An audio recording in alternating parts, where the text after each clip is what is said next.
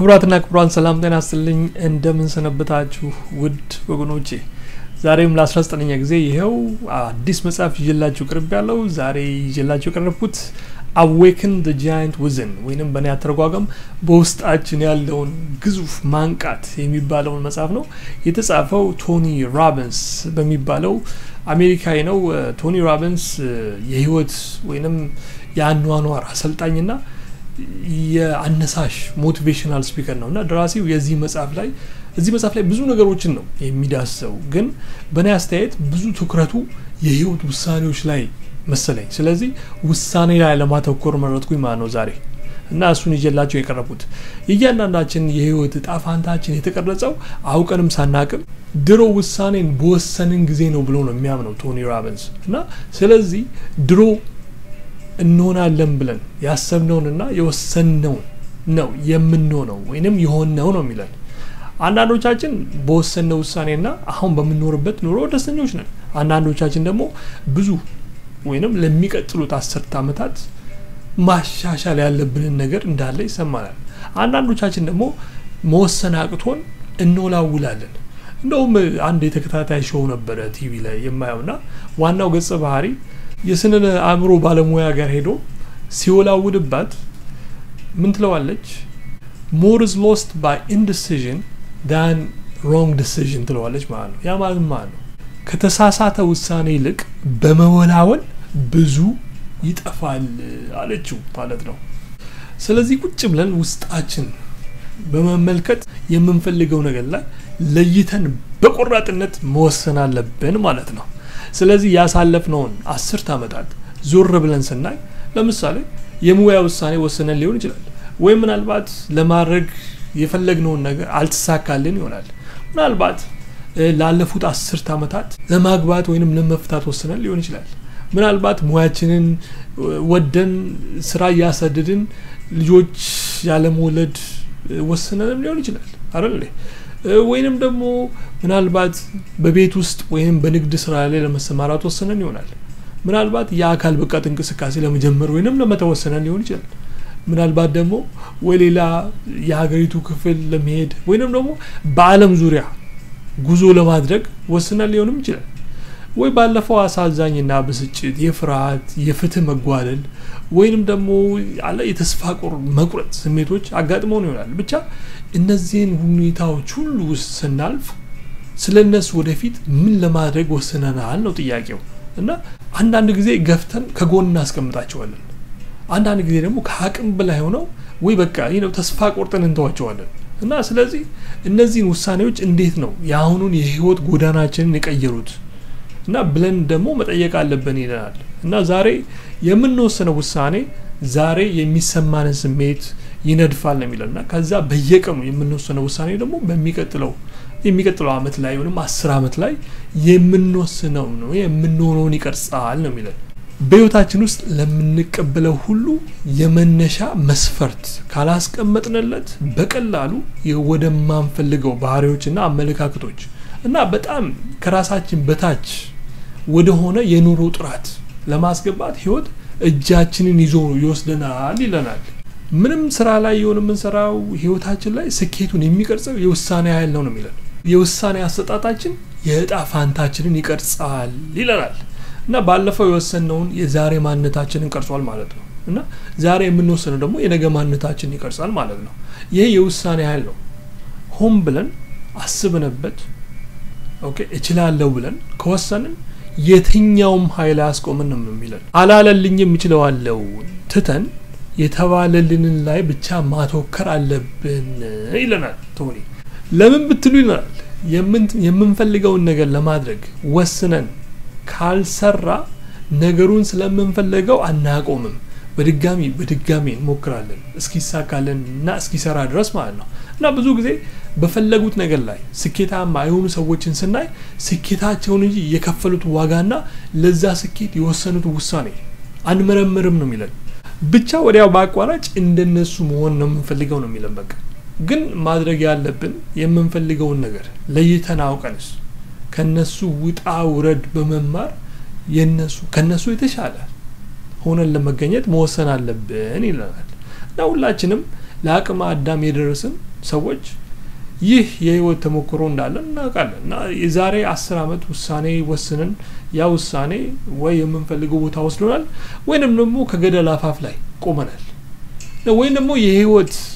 መንገድ ሹካ ላይ ደርሰን የትኛው መንገድ እንደምንይዝ ግራ ገብቶን ቆመናል እና ከዛ ሹካ ከሚመስለው መንገድ ላይ አንዱን መንገድ ወስነን አይደል እንወስድና ስንሄድ ትልቅ ስህተት ይሰራል መስሎ ይሰማን ይችላል ነገር ግን ያ ውሳኔያችን ከብዙ ሰዎች ይለየናል የሚለን ለምን ብትሉ ብዙ ሰዎች ውሳኔ አውሱን ሰዎች ትክክለኛ ነገር ለመስራት ይፈልጋሉ እና ያሰቡትን ትክክለኛ ነገር ሳይሰሩ ስህተት አለመስራት ግን ፈርተው አይወስኑም ይላል ያ ነው እውነቱ ይለናል ስለዚህ መወሰን አለብን ማለት ነው ለምናረጋው ነገር ኃይል ለመስጠት ጎበዝ ውሳኔ የተጽዕኖ ኃይል አለው ነው የሚለው እና ስለ ውሳኔ ሲያወራ ሶስት ነገሮችን ይገልጻል አንዱ ትኩረት ነው ይለናል ምን ላይ ነው የምናተኩረው ብሎ ይጠይቀናል የትኩረት ንድፍ አለው ነው የሚለው ንግድ ላይ ተሰማራን ካለን ትኩረታችን ራሳችን ላይ ነው ወይስ ደንበኞቻችን ላይ ነው ጥያቄው ትርፋችን ላይ አተኩረን ከሆነ ደንበኞቻችንን ከረሳን ወዲያው ንግዳችንን እንዲቀጥል ከፈለግን ትኩረታችንን ወደ ደንበኞቻችን መቀየር አለብን ማለት ነው ለዘላቂ ትርፍ ለዘላቂ የንግድ ስኬት ማለት ነው ኢቭን ራሱ በትዳር ዓለም ውስጥ እንደዛው ነው የሚለው ትኩረታችን ራሳችን ላይ ነው ወይስ የትዳር አጋራችን ላይ ነው ጥያቄው እዚህ እንደውም ትዳር ላይ 80-20 የሚሉት ነገር አለ እዚህ ሬሺዮ 80% ሴትየዋ ወይንም ሰውየው ጥሩ ናቸው 20% ግን ሰው ነንና ድክመት አለብን ስለዚህ ትኩረታችን 80 ላይ ነው ወይስ 20 ላይ ነው ጥያቄው ይሲ ጥፋታችን ላይ ነው ወይስ ጥሩ ነገራችን ላይ ነው ጥያቄው ይሲ ጠይም ዘለግ ያለ ጎራዴ ታጣቂ ይሁን የቆንጆች ቆንጆ ውበት ውብ ትሁን ገብተን ስናየው 80-20 ተመጣጣኝ ሂሳብ እዚህ ላይ ይሰራል ማለት ነው እና ውጭ ያለውን መስክ ሊያምር ይችላል ከቤታችን ሆነን ስናየው ከራሳችን ጋር ስንጻጽረው ማለት ነው ግን እንደ ሁሉም አይገስ መጠረግ መታጨድ ይፈልጋል ማለት ነው እና ስህተቶችም አይጠፉትም ማለት ነው አንዳንዴ ስሜት ውስጥ ገብተን መቆጣጠር የማንችለው ነገር ላይ እናተኩራለን ከዛ ከመጠን በላይ ሆነብንና ያበሳጨናል ያሰንፈናል ወይንም ደግሞ ተስፋ ያስቆርጠናል ወረስት ቲንግ በቃ ተስፋ መቁረጥ ይሄም የኛ ውሳኔ ነው የሚለን በቃ እና አውቀንም ሳናቅም ማለት ነው ይሄን የምንወስነው እና ስለዚህ ትኩረት ይሰጠነው ነገር ነው የህይወት ተሞክሮ ነው ህይወታችን ላይ የሚያሳየን ነው የሚለና አንዳንዶች ውሳኔን ይወስኑና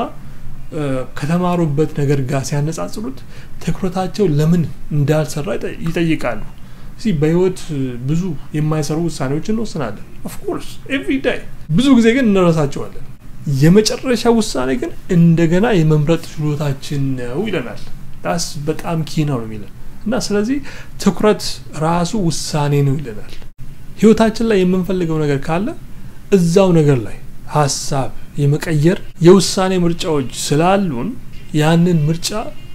ተጠቀሙበት ነው የሚለን በቃ ሰዎች ናቸው ምርጫ አላችሁ ነው የሚለን እስቲ አንድ ነገር ላይ ሙጭጭ ብላችሁ አትቅሩ እንደምታውቁት መሪዎች አንዱና ትልቁ ስራቸው ከሰበሰቡት መረጃ በመነሳት ማለት ነው አበጠም ፈነዳም ተወደደም ተጠላም ውሳኔ መስጠት ነው ስራቸው አይደል ለዛ ውሳኔ ደግሞ ኃላፊነት ይወስዳሉ ያ ነው ደግሞ ከብዙ ሰዎች የሚለያቸው ስለዚህ እኛ የህይወታችን መሪዎች ስለሆነ መወሰን አለብን ማለት ነው እንሞክራለን ካልሰራ መንገዱን እንቀይራለን ግን ሐሳቡ አንድ ነው አይደል እና ሁለተኛ ያተወከርንበት ነገር ምን አይነት ትርጉም ይሰጠናል ነው በቃ እና ትርጉም ከሌለው ምንድነው ነጥብ አይደል ስለዚህ ከስሜት ጋር ይመጣል ማለት ነው ምክንያቱም አንድ ነገር ላይ ለማተወከር ስንወሰን ወዲያውኑ ስሜት መስጠት ይጀምራል እና ከስሜት ጋር ነው የሚመጣው ያ ስሜት ደግሞ ወይ ጥሩ ነው ወይ መጥፎ ነው እሺ የድላችን መጨረሻ ነው ወይስ መጀመሪያ ነው የሚል ስሜት ይሰማናል እሺ መጀመሪያ ከሆነ ጥሩ ስሜት ይሰማናል ግን መጨረሻ ከሆነ ደግሞ በተቃራኒው ማለት ነው ለምሳሌ ከአንድ ሰው ጋር የፍቅር ግንኙነት ጀምረን የዛ ግንኙነት መጀመሪያ ላይ ከሆነ የፈለጉትን ከጠየቁ እናርግላቸዋለን እሱ ሀቅ ነው ይሄ ደግሞ ያለፈበት ያቋል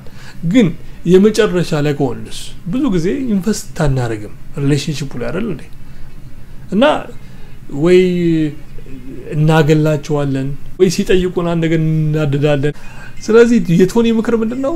መጨረሻውን እንደ መጀመሪያ ከያዝን መጨረሻ አይኖረውም ይለናል that's interesting ስለዚህ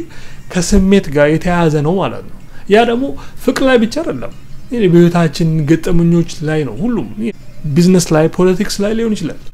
ሶስተኛው ትኩረት አሁን ምን ላይ አተኩረን ምን ማድረግ አለብን ነው አሁን ይሄ የድርጊቱ ፓርት ነው ድርጊቱ ከስሜት ኋላ የሚከሰት ነው ማለት ለምን ብትሉ ትኩረቱ ከስሜት ጋር እኩል ነው የሚለው ስለዚህ የምንፈልገው ነገር ለይተን ወስነን የምናረግ ከሆነ ልክ እንደ አፍላ ፍቅር ምንም ቢፈጠር ለዛ ነገር ከምንችለው በላይ እናደርጋለን ማለት ነው እና እስከ መጨረሻው ታማኝም እንሆናለን አልወደነው ነገር እንኳን ስናይ እንደ ትኩስ ድንሽ አንጥለው እዚህ ለምን ስለምንፈልገው ማለት ነው ስለዚህ ለወሰነው ነገር ትርጉም ስንሰጠው ስሜታችንን ይቆጣጣርልናል ማለት ነው ስሜታችን ደግሞ ድርጊታችንን ይቆጣጣራል ማለት ነው ስለዚህ ለነገሮች ያለን ስሜት ራሱን የሚያሟላ ትንቢት ይሆናል ማለት ነው እና ውሳኔን አትፍሩ ወስኑ ነው የሚለን ትርጉም ስጡት አድርጉት ከወሰነን የራሳችንን መደምደሚያ ውጤት መሆኑን ካረጋገጥን እና ለውጤቱ ደግሞ ኃላፊነት ከወሰድን ያ ነው መሪ የሚያደርገን ነው በቃ ሌላ ጥያቄ የለም ያ ነው መሪ የሚያደርገን አይደል ያ ነው ስኬታማ የሚያደርገን ነው የሚለን እና ለዛሬ ይሄን ካካፍልኳችሁ ለሚቀጥለው ሳምንት በሌላ መጽሐፍ እስክንገናኝ አስተያየታችሁን ጣል አድርጉልኝ ከወደዳችሁት ላይክ ከጠቀማችሁ ሼር ሰብስክራይብ በማድረግ ተባበሩኝ አመሰግናለሁ ደህና ሰንብቱ እግዚአብሔር ይስጥልኝ